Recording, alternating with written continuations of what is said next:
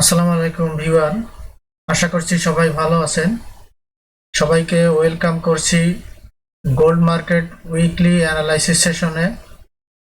গত সপ্তাহে যদি আপনারা আমার অ্যানালাইসিস সেশন দেখে থাকেন তাহলে দেখবেন আমি বলেছিলাম, এখানে দেখেন, আমি বলেছিলাম যে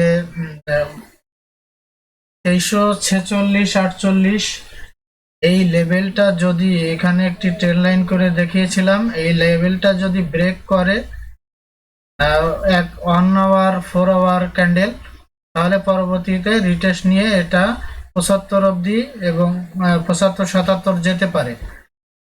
হ্যাঁ, তো বাস্তবে আমরা দেখলাম যে মার্কেট 75-77 ব্রেক করে আরো উপরে চলে গেল। আমাদের বড় একটা রেজিস্ট্যান্স রয়েছে 88-86-তে, তার উপরে ডে ক্যান্ডেল ক্লোজ করেছে। এটা থেকে আমরা কমপ্লিটলি বুঝতে পারছি যে মার্কেট আবারও ডাউন ট্রেন্ডের একটা মুভ নেওয়ার পরে এখানে দেখেন, এখান থেকে ডাউন করলো, লোয়ার লো, তারপরে লোয়ার হাই, আবার লোয়ার লো, পরবর্তী যে 68-তে যেখানে টাচ দিয়ে আবার নিচে মার্কেটটা নামলো, কিন্তু আগের যে লোয়ার লো, ওই লোয়ার লোটি নিচে যায়নি, মার্কেট উপরেই ক্লোজ করে এখান থেকে আবার আপ হয়েছে মার্কেট। তো সেখানে আপ হয়েছে, আমরা মনে করেছিলাম যে এখানে ট্রেন লাইনটা রিটেস্ট নিতে গিয়েছে। তো এখান থেকে যদি কমপ্লিটলি রিটেস্ট নিয়ে মার্কেট আবারও 10-এর নিচে আসে, তাহলে আমরা ধরে নেব মার্কেট আরো নিচে যাবে। আর যদি 36-38-এর উপরে কোনো বড় ক্যান্ডেল ক্লোজ করে, তাহলে আমরা এই ট্রেন লাইন রিটেস্ট নিয়ে আপ হবে। ঠিক সেম একই কাজটি মার্কেট উপরে গিয়ে আবার এই যে নিউজের সময় রিটেস্ট নিয়ে 90-92-তে গিয়ে ক্লোজ করেছে। এখন আগামী সপ্তাহে আমাদের ট্রেডিং প্ল্যান হবে আসলে বাই বেসিস, যেহেতু মার্কেট 88-86 ব্রেক করে ডেইলি ক্যান্ডেল ক্লোজ করেছে, সেক্ষেত্রে রিটেস্ট নিয়ে মার্কেট আবারও আপ যেতে পারে।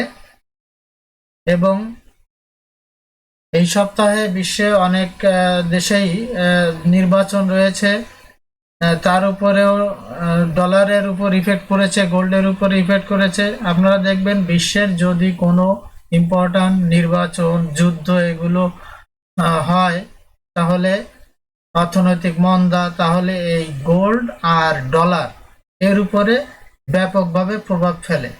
তো আমরা যেভাবে মার্কেটের মুভ দেখতে পাচ্ছি, তাতে ধারণা করছি যে মার্কেট আরো উপরে কিছুটা কারেকশন নিয়ে, প্রথম রেজিস্ট্যান্স আছে 2008, তারপরে দ্বিতীয় রেজিস্ট্যান্স আছে 2427, তৃতীয় রেজিস্ট্যান্স 27-30 এইখানে, এবং তৃতীয় রেজিস্ট্যান্স রয়েছে আপনার 2450-60-এর এদিকে এইখানে।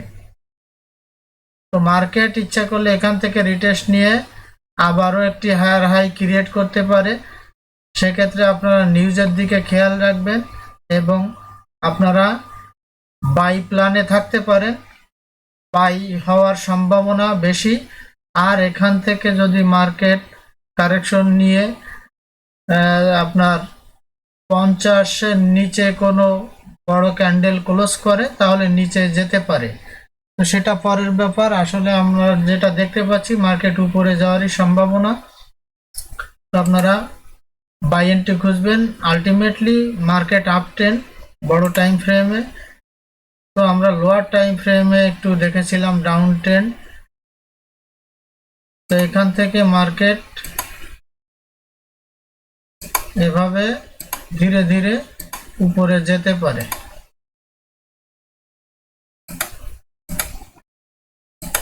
আপনারা বাই প্ল্যানেই থাকবেন এবং 50 যদি ব্রেক করে এই সাপোর্ট লেভেলটা, তাহলে হয়তো পরবর্তী সাপোর্ট লেভেল আছে আপনার 36 এবং 2210-15 এইদিকে,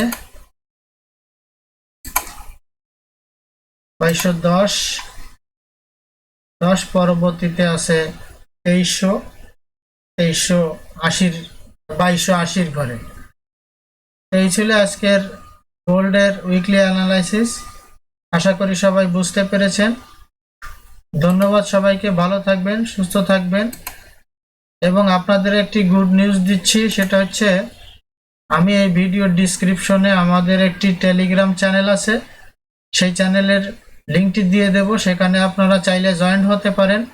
আমরা বিভিন্ন পেয়ারে এখানে প্রতিদিন অনেকগুলো সিগন্যাল দিয়ে থাকি, সেগুলো আপনারা ট্রাই করতে পারেন।